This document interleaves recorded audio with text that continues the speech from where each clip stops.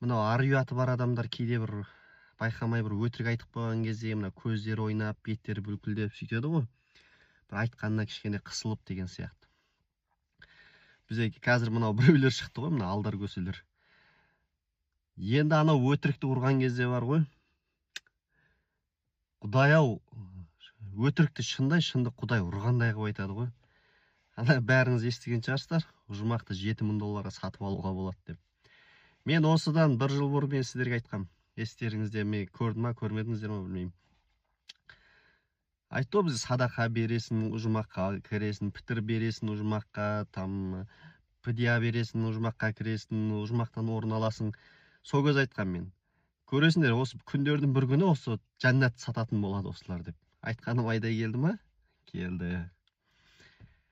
Енді не сұмдық, не масқара мынау.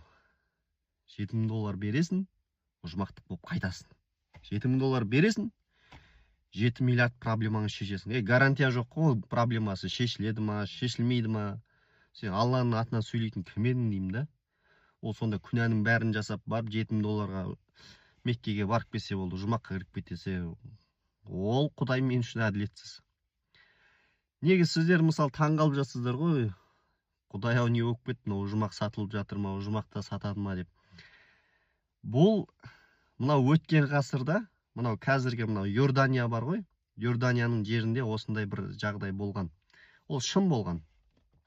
Сол жердің жаңағы имам молдалары, енді жаңа арабтар ғой, мынау жергілікті аңқау халықты алдап, жаңағы мынша бересің, мен жаңа дұға жасаймын, ұжмақтың біріншісіне кіресің, там 2000 дирхам бересің, екіншісіне кіресің, 3000 берсең, үшіншісіне кіресің деген сияқты сөйтіп құлақтан теуіп бизнес жасаған ғой.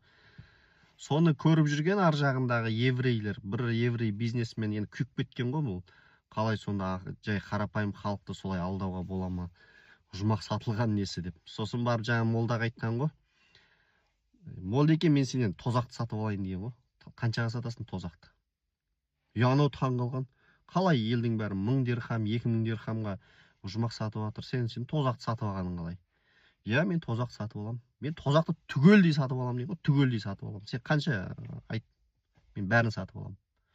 Я, анау молдеке қуанып кетеді, ойлап тұрып, 5000 дирхам дейді.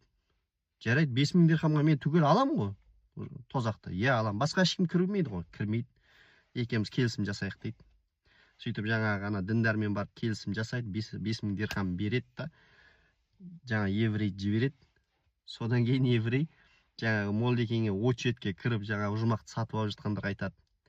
Ей, халқым, сендер әуре болмаңдар. Сендер ұжмақты сатып алмасаңдар, сендерде тозақта орын жоқ. Өйткені тозақтың бәрін мен сатып алғам деген ғой. Мен сатып алғам. Болды, сендерге тозаққа кірмейсіңдер, сендер бәрің ұжмаққа кетесіңдер. Деген кез елдің бәрі қуанып кетеді. Шынымен ба дейді. Иә, шынымен, міне қолымда құжат бар.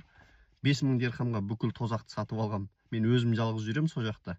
А сендердің бәрін сатып алмасаңдар жаңағы ұжмаққа кетесіңдер деген.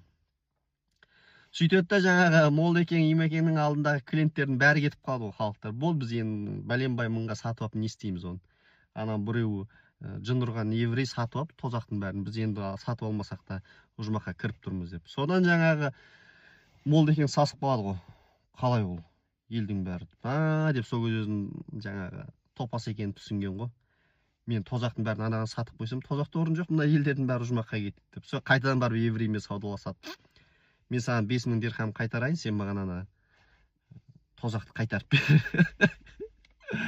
Жоқ дейді, жоқ. 10.000 дирхам дейді. Жоқ, 20.000 дирхам, 30.000, сөйтіп бәленбай 100.000 дирхамға қайтадан жаңағы неге жаңа имекеңе сатып берген ғой тозақты. Тозақты сатқан, сондай вот еврейдің мынау басы дейтін, миыс дейтін.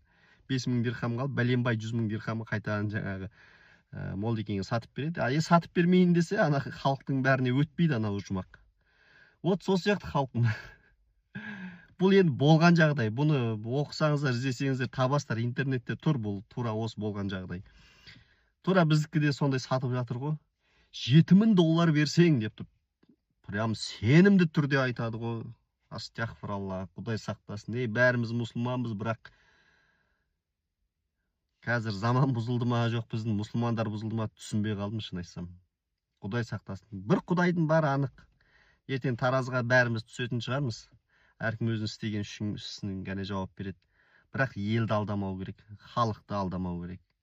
Тем более қазақты алдамау керек. Қазақты қазір неше түрлі алаяқтар алдап жатыр ғой. Бұл алаяқтық анау 17-18 ғасырда басталған. Сол кезде қазақты алдаған. Мынау Ираннан келді, сосын мынау татардан келді, мынау башқұрттан келді. Сол кезде келіп алдаған қазақты. Там екі қой бересің, там бір дұға жасайым, бір жылқы бересің, там ұжмақтан орын алып берем, тағы 5 сиыр бересің, мен саған күнәңді жуып шайып берем деп. Ол кезде енді түсінесің. Адамдар қараңғы, сауатсыз, оқымаған әлі. Мысалы бір неден көп шықпаған, мысалы дана адамдар өте аз. Қазір айналайын 21 ғасыр, ғылымның заманы, білімнің заманы. Кішкене ізденсеңіздер, жан-жақтарыңызға қараңыздар кішкене. Салыстырып көріңіздер. Жалпы қазір мынау дін өте қатты дамыған мемлекет, елдерде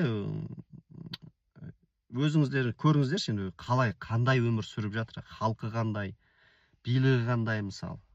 Енді одан артық не айтасыз?